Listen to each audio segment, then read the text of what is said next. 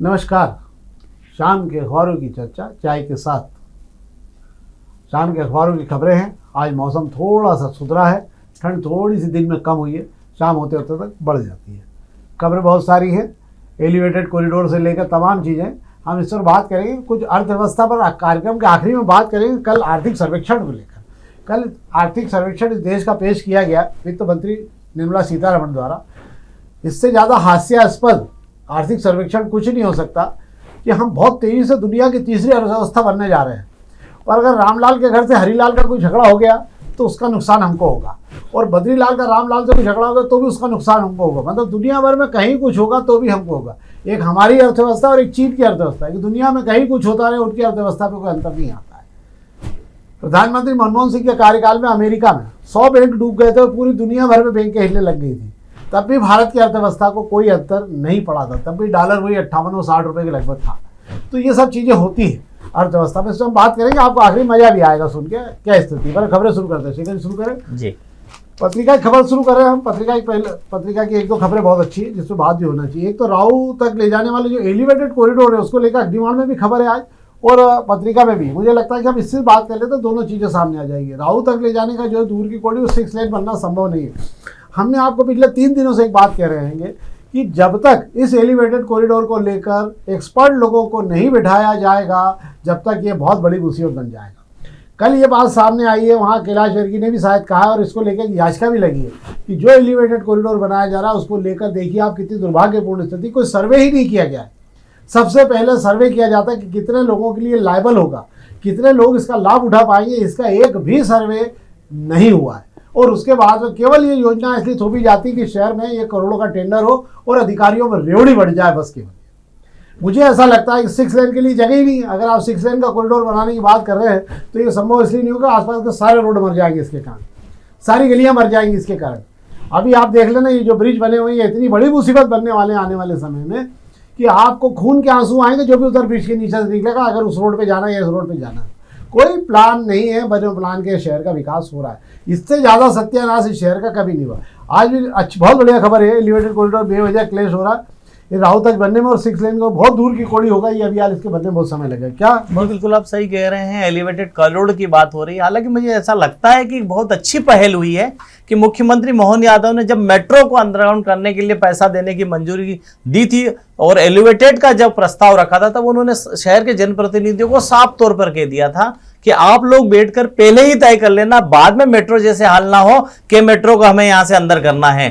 तो एलिवेटेड के मामले में कोई गड़बड़ नहीं होनी चाहिए, बाद में कोई किंतु परंतु नहीं होना चाहिए। सारी एजेंसियों को बिठा दीजिए। मैं आपको बता देता हूं, पुल बनाने का काम नगर निगम भी करता है, आईडीए भी करता है, एनएचआई भी करता है, पीडब्ल्यूडी भी करता है। ऐसे में सारे विभागों को बैठकर मंथन करना चाहिए। ये मुख्यमंत्री की मंशा थी कि एलिवेटेड में कोई खामी ना रहे। इसको लेकर कल बात करने बैठे थे। हालांकि मुझे लगता है बगैर तैयारी के बैठ गए थे, इस वजह से सारी चीजें गड़बड़ हुई है। अब बात कर रहे हैं कि 6 लेन बना दो। 6 लेन कैसे बन सकता है, उन्हें समझना होगा कि एलआईजी से लेके नौलखा तक के बीआरटीएस कॉरिडोर वाले हिस्से की इतनी चौड़ाई नहीं है, और जितनी चौड़ाई उस चौड़ाई के मान से आपने 6 लेन बना भी दिया। ऐसा कहीं नहीं होता है कि जितनी चौड़ी सड़क है उतना चौड़ा आप एलिवेटेड बना दें। थोड़ी बहुत जगह तो आपको आसपास छोड़नी पड़ेगी, वरना वो जो एलिवेटेड बनेगा वो लोगों की इमारतों को छूने लग जाएगा। तो बात भी सही है। सवाल ये हो गया कि ये संभव नहीं है, इस पर बेवजह का क्लच बना रहे हैं। फिर बात कर रहे हैं कि इसे राऊ तक ले जाएं, इसे महू तक ले जाएं, आगे बढ़ा लें। समझना होगा कैसे संभव होगा। एलआईजी से लेकर नौलखा पर जाके एलिवेटेड खत्म हो रहा है। एलिवेटेड जहां खत्म होगा उसकी वजह से जो है होलकर कॉलेज का पुल शुरू हो जाएगा, उसके बाद में भंवर कुआं का पुल शुरू हो जाएगा। ऐसे में आपको अगर आगे बढ़ाना ही है तो नए सिरे से टेंडर करना होगा, जो राजीव गांधी चौराहे से राऊ तक का होगा। और मजेदार बात है कि 15 फरवरी से इस एलिवेटेड ब्रिज का काम शुरू करने की तैयारी हो रही है। मतलब ये कहा जा रहा है कि 15 फरवरी से इसका काम शुरू कर देंगे। कोई मतलब कोई 4 लेन बनेगा या 6 लेन बनेगा, इसको लेके कोई बहस नहीं है। राजनीति इतनी ज़्यादा हो चुकी है, और चूंकि इस शहर के जो एक्सपर्ट हैं, जो वाकई इस जानकारी रखते हैं इसकी रग से, उनसे कहीं नहीं पूछा जाता है कि क्या हो रहा है। कल भी किसी अग्रवाल जी ने कहा है कि एलिवेटेड ब्रिज में बहुत सारी खामियां नहीं सुधारी, तो समय आने के साथ में इसमें बहुत बड़ी गड़बड़ हुई। एक खबर और है जिसकी जानकारी भर आपको देता हूँ चाहें तो। इंदौर में 8000 नए फ्लैट बनाए जा रहे हैं। ये पीएम आवास योजना फेज 2 में शुरू किए जाएंगे, और डीपीआर भोपाल पहुंच गई। सस्ते घरों की मांग बढ़ रही, पर दूसरी तरफ ये हो रहा है कि इंदौर में जो पीएम आवास बने हुए हैं उनके खरीदने वाले आज भी उपलब्ध नहीं हो पा रहे हैं। उसके दो कारणों में, एक गुणवत्ता का सबसे बड़ा सवाल उठ रहा, और नगर निगम द्वारा पीएम आवास जो बनाए गए उसको लेकर कंटेंट मतलब उसकी क्वालिटी को लेकर बहुत विश्वास नहीं है लोगों को, और जहाँ बने हैं वहाँ लगातार शिकायत आ रही, कहीं छत चू रही, कहीं ये हो रहा है, और मुझे लगता है शायद इनका भी यही हाल होगा। क्या बॉस? जी बिल्कुल आप सही कह रहे हैं। प्रधानमंत्री आवास योजना 2.0 लागू हो गई है, यानी दूसरे चरण का काम शुरू हो गया है। 8,000 फ्लैट बनाकर देने की तैयारी है। पर जो पहले बनाए गए हैं, फेज 1 में जो बनाए गए हैं, उसमें बिल्कुल सही कह रहे हैं कि रख रखाव और मरम्मत का ख्याल नहीं रखा जा रहा है, ना वहाँ रहने वालों के बीच में इस तरीके का सामंजस्य बनाने की कोशिश की जा रही है। और आपको मैं बता देता हूँ, बात अगर की जा रही है तो गांधीनगर तरफ जो इनके आगे जो चल रहे हैं प्रोजेक्ट, एक प्रोजेक्ट का काम ही अधूरा नहीं हुआ, एजेंसी भाग गई है। जिन लोगों ने पैसा जमा करा उन्हें अभी तक फ्लैट नहीं मिल पाए हैं। तो मुझे लगता है 1.0 में जो खामियां रही थी, उस खामियों को दूर करने के बाद 2.0 में इस तरीके की कोई गलती ना हो, इसका खास ख्याल रखा जाना चाहिए और तैयारी भी होना चाहिए, और गुणवत्ता को लेकर जरूर गारंटी होना चाहिए कि अगले 10 साल तक जो ठेकेदार बनाएगा वो मेंटेनेंस भी करेगा इसका, तभी जाके ठीक होगा। प्रभात कल्याण खबर की बात कर लें तो प्रभात कल्याण खबर की बात कर लें, एक तो होली के बाद शहर में दाखिल होगी मेट्रो। अंततः जो है वो नीचे बेस में नीचे की साइड जमीन से नीचे जाने की जो व्यवस्था थी बनाने को लेकर, उसका मामला हो गया है, और मुझे लगता है कि होली के बाद से ही काम शहर में चालू है। 11 किलोमीटर के हिस्से का दूसरे चरण का काम भी पूरा हो गया। क्या शेखर जी? बिल्कुल आप सही कह रहे हैं। मैं आपको बता देता हूँ, मेट्रो जो पहले दौर में गांधीनगर डिपो से सुपर कार स्टेशन 3 नंबर तक चलाई गई, हालांकि उसका कोई तुक नहीं था, बस बताना था कि इंदौर में मेट्रो का युग आ गया है। टेम्पो से मेट्रो तक भाजपा ले आई है, पर उस मेट्रो को चलाने में कितने पसीने छूट रहे हैं वो मेट्रो वाले ही जानते हैं। वो नेता तो घर बैठ गए जिन्होंने हरी झंडी दिखाई थी, उसके बाद में झांकने भी नहीं गए हैं कि उसमें कितने लोग सफर कर रहे हैं। आपको बता दूं, पिछले 10 दिन से मेट्रो बंद है, इसलिए बंद कर दी गई, कोई सफर करता नहीं, खर्चा निकल नहीं रहा है। हाँ, दूसरे दौर की तैयारी कर दी है। होली बाद शहर के अंदर मेट्रो दाखिल होने के लिए तैयार है। आपको बता दूं, गांधीनगर डिपो से लेकर अपने रेडिसन चौराहा तक का जो रूट है वो तैयार हो चुका है, स्टेशन कंप्लीट हो चुके हैं। दिल्ली से टीम आ जाए, सर्वे कर ले, स्टेशन का जायजा ले ले, उसके बाद हरी झंडी मिलते ही कमर्शियल रन शुरू हो जाएगा। तो मुझे ऐसा लगता है कि शहर में अगर मेट्रो दाखिल होगी तो सफर करने वाले भी मिलेंगे और खर्चा भी निकलने लगेगा। देखते हैं। हालांकि अभी तो 1100 करोड़ रुपए खर्च होगा और मात्र 11 करोड़ रुपए आए यात्रियों से। आप समझ लीजिए इसका ब्याज, ये वो सब। इस मामले में पूर्व मुख्यमंत्री शिवराज सिंह चौहान भी एक मीटिंग में अधिकारियों को बहुत बुरी तरह से बिफर गए थे, और उन्होंने कहा था कि ये बहुत बड़ी योजना बिना उसके लिए आए हैं, और ये ब्याज और उसमें जो है राज्य की अर्थव्यवस्था बहुत गड़बड़ा जाएगी, और बहुत नाराजगी उन्होंने अधिकारियों पे भी व्यक्त की थी जो इस योजना को लाए थे। एक और अब अग्निबाण खबर की बात कर लें। अग्निबाण खबर, इंदौर में 91 कॉलोनियों को मिली है मंजूरी, वर्तमान गाइडलाइन से हो सकेगी रजिस्ट्रियाँ। गोदरेज से ही 10 कॉलोनियाँ अटकी है। नई लोकेशन को लेकर आवेदन बुलाए गए हैं, हालांकि विस्तार हो रहा है क्योंकि नई गाइडलाइन वापस लागू होना है, उसको लेकर आज मांगा भी गया, बैठक भी होने वाली है इसको लेकर, उसको लेकर जानकारी मांगी गई शासकीय प्रेस नोट में, और उसी के आधार पर ये जो कॉलोनियाँ जोड़ी गई, 29 गाँव जोड़े गए, इन सबको जो है इस बार नई गाइडलाइन में रजिस्ट्री इनकी हो सकेगी। इसके दो कारण हैं। एक कारण थे कि सरकार की अर्थव्यवस्था बहुत गड़बड़ है, सरकार को सब जगह से पैसा चाहिए। गाँव में रजिस्ट्री कराओ, खेड़ों में रजिस्ट्री कराओ, कॉलोनी में रजिस्ट्री कराओ, बस आप तो रजिस्ट्री कराओ, क्योंकि रजिस्ट्री की गाइडलाइन इस बार बेतहाशा रूप से बढ़ने वाली है। ये इसलिए बढ़ने वाली है कि सरकार को बहुत बड़े राजस्व की जरूरत है। कर्ज में डूबा हुआ प्रदेश है, इसलिए बहुत जगह यहाँ से परिवहन में, खनिज में, तमाम जगहों पर, शराब में इस बार जो है आपको ये सब देखने को मिलेगा। बिजली के बिल तो आपके बढ़ने वाले हैं, ये तो तय मान के चलिए आप। क्या जी बिल्कुल आप सही कह रहे हैं। नई कॉलोनियों को मंजूरी मौजूदा गाइडलाइन पर ही रजिस्ट्री करने की मिल गई है। मतलब आज से आप समझ सकते हैं कि सरकार को पैसे की कितनी जरूरत है। ये वो कॉलोनियां जो अटकी हुई थी, इन्हें मंजूरी दे दी गई है ताकि 31 मार्च के पहले सरकार का खजाना भर सके। फिर नई गाइडलाइन की तैयारी चली रही है, नए सिरे से नई गाइडलाइन लगा दी जाएगी, रेट बदल दिए जाएंगे।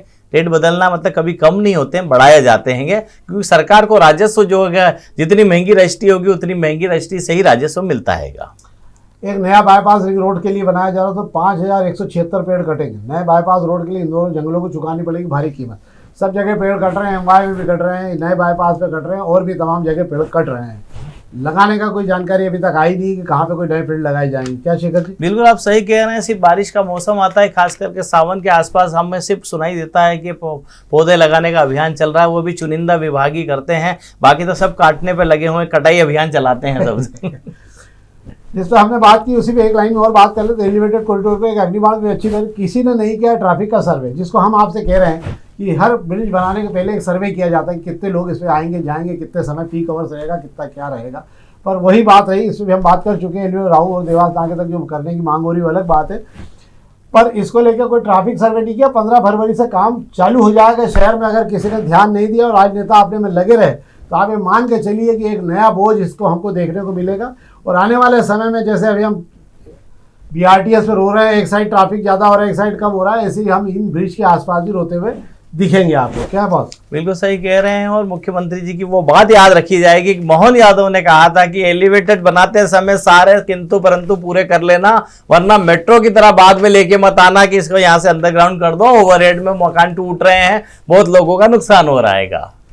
अब हम बात कर रहे हैं दोपहर की पहले पेज की खबरों की। हम पहले पेज की वो खबरें आपको देना चाहते हैं जो आपको देखने के लिए बड़ी मशक्कत करनी होगी या आपको देखने को नहीं मिलती है। ये वो सब आर्थिक खबरें हैं जो आपको अन्य अखबारों में देखने को नहीं मिलती है। एक तो पहली जानकारी आपको बढ़िया देता हूँ कि 15 करोड़ लाख करोड़ के नोट छपे हुए थे, जिनको बंद कर दिया था और ये कहा गया था कि अब 1000 और 500 के नोट नहीं चलेंगे। दो दावे किए गए थे, एक तो डिजिटल पेमेंट को भारी रूप से बढ़ावा दिया जाएगा, दूसरा काला धन सब बाहर आ जाएगा। न तो काला धन बाहर आया, 99.99% पैसा पूरा 15 लाख करोड़ का वापस बैंक में, रिजर्व बैंक में जमा हो गया। ये रिजर्व बैंक के आंकड़े हैं। अब आप देखिए कि जिन नोटों को बंद करने की बात की जा रही थी वो 15 लाख करोड़ से बढ़ के अभी रिजर्व बैंक ने आंकड़े जारी करा है कि 39,80,000 करोड़ रुपए के नोट छाप के बाजार में छोड़े जा चुके हैं। फिर भी रोज नोट छप रहे हैं।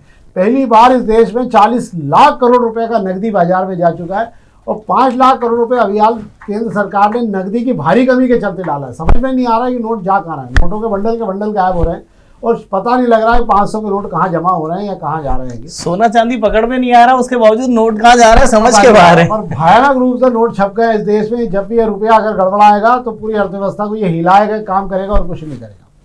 चांदी आज एक झटका देके 24,000 पर टूट के, हमने कल ही कहा था कि 2-4 दिन के अंदर चांदी जोरदार रूप से टूटेगी और अब ये दावा किया जा रहा है कि चांदी आधे पे आएगी। जो कीमत बताई जा रही है उसके आधे वापस एक बार लौटेगी जरूर। सोना 8,000 रुपये सस्ता हो गया है, सोना भी पीछे खसकना शुरू हो जाएगा और त्योहारों के बाद में सोना आप जैसे जैसे खरीद कम होगी अपने आप में। और एक सबसे बड़ी जानकारी, एक तरफ तो सरकार बहुत तेजी से देश को आगे बढ़ने का दावा कर रही है, प्रधानमंत्री मोदी जी तमाम आगे दावा कर रहे हैं और हम देश की तीसरी अर्थव्यवस्था बनने जा, विश्व की तीसरी अर्थव्यवस्था बनने जा रहे हैं। आप समझ लीजिए विश्व की तीसरी अर्थव्यवस्था बनने वाला देश जो है वो अपने आर्थिक सर्वेक्षण में क्या कह रहा है कि अगर अमेरिका का किसी से झगड़ा हो गया है और अगर उन्होंने कुछ तूफान मचाया है तो हमारा नुकसान होगा, अगर पेट्रोल डीजल के कच्चे तेल के भाव में कुछ हो गया तो हमारा नुकसान होगा और हर जगह कुछ भी होगा तो इस देश का बड़ा नुकसान होगा इससे। और देश बहुत तेजी से आगे बढ़ रहा है। तो जब सब जगह से ही नुकसान होने की स्थितियां आगे दिख रही है, रुपया बहुत तेजी से रुपया और टूटेगा, ये भी कहा गया कि रुपया और टूट सकता है, मतलब 94-95 जा सकता है। तो और टूटेगा तो इसका मतलब देश और तेजी से आगे जा रहा है। देश की अर्थव्यवस्था जो है, जबकि आप देखिए चीन जैसे देश जो चौथी अर्थव्यवस्था कहलाते हैं देश की, अब पर पांचवी अर्थव्यवस्था वाले देश जो है, चीन वगैरह जो तीसरी हो गए अब तो तीसरी अर्थव्यवस्था वाले जो देश हैं उनकी हेल्थ में कोई अंतर नहीं आता कि अमेरिका क्या कर रहा है, ब्रिटेन क्या कर रहा है और हम क्या कर रहे हैं। उन्होंने अपने देश की अर्थव्यवस्था को औद्योगिक रूप से इतना मजबूत बना दिया है कि किसी भी देश में कुछ होता रहे उनके देश को कोई अंतर नहीं पड़ता। पर हमारे देश में भट्टा बहुत बुरी तरह बैठा जा चुका है और देश के तमाम उद्योगपति जो हैं रुपया निकाल के विदेशों में ले जा चुके हैं। ये अभी पिछले साल का आंकड़ा है, 23.6 अरब डॉलर भारत से बाहर जा चुके हैं और इस साल मात्र 5 महीने में 10 अरब डॉलर बाहर जा चुके हैं। तो ये बता रहा है कि 30 से 40 अरब डॉलर जो है उद्योगपति इस देश से बाहर ले जाके उद्योगों में लगा रहे हैं। 40 अरब डॉलर का मतलब क्या होता है जानते हैं? और 4 करोड़ लोगों के रोजगार इस देश से खत्म हो गए, क्योंकि उद्योगपतियों के आप रोजगार खत्म हो चुके हैं। सरकार ही जो नौकरी दे रही है वही बची है।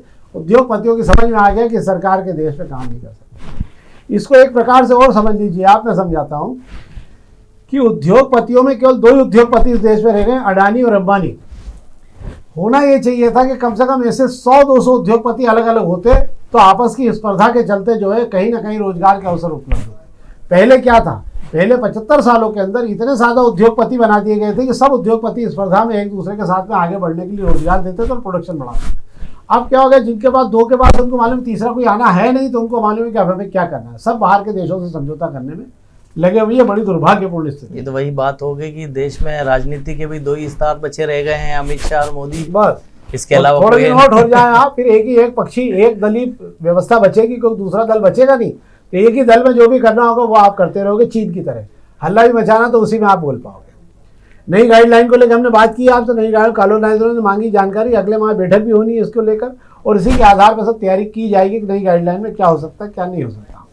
एक जानकारी और मैं आपको, ये भी अच्छी रोचक जानकारी है, दोपहर की खबरों में है ये, फूलों की खेती में हार्टिकल्चर का काम बहुत तेजी से बढ़ा है और इंदौर जो है मध्य प्रदेश में प्रथम स्थान पे आ गया है। अभी हाल मुख्यमंत्री जी ने 100 एकड़ का एक नया उद्यान वहाँ उज्जैन में और बनाने की कोशिश की है, क्योंकि आने वाले समय में फूलों का और भी ज़्यादा बाजार बढ़ेगा उज्जैन और इंदौर में फूलों का। क्यों?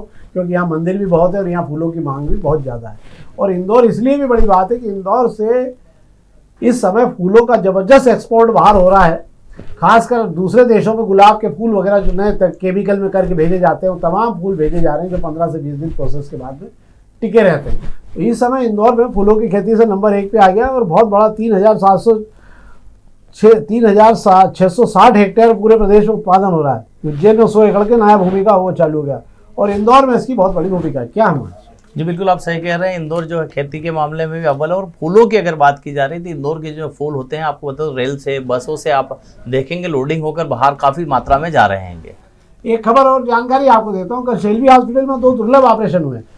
डॉक्टर अली द्वारा किए गए हृदय रोग विशेषज्ञ माने हुए इंदौर के, और उन्होंने ये दोनों ऑपरेशन किए और दोनों ही ऑपरेशन में एक में हार्ट की वाल्व फट चुकी थी और उसके कारण सारा ब्लड बाहर जा रहा था। उन्होंने दोनों ही ऑपरेशन 2 लोगों के अलग अलग ऑपरेशन किए थे किसी मामले में, हार्ट के मामले में, और दोनों में बड़ी उपलब्धि रही, दोनों स्वस्थ होकर अपने घर चले गए। इंदौर अब जो है हृदय रोग के मामले में नहीं, इंदौर अब जो है स्वास्थ्य के मामले में बड़ा हब बनता जा रहा है। विदेशों से भी लोग यहाँ आकर अपना इलाज करा रहे हैं। तो ये तो थी खबरें जिस पर हमने आपसे जानकारी दी, और हमारा आग्रह है आपसे कि इस कार्यक्रम को आप कृपा करके और अधिक हमको सहयोग दें और अपने मित्रों तक बांटें तो हम और बेहतर तरीके से इसको बना पाएंगे। बहुत बहुत धन्यवाद।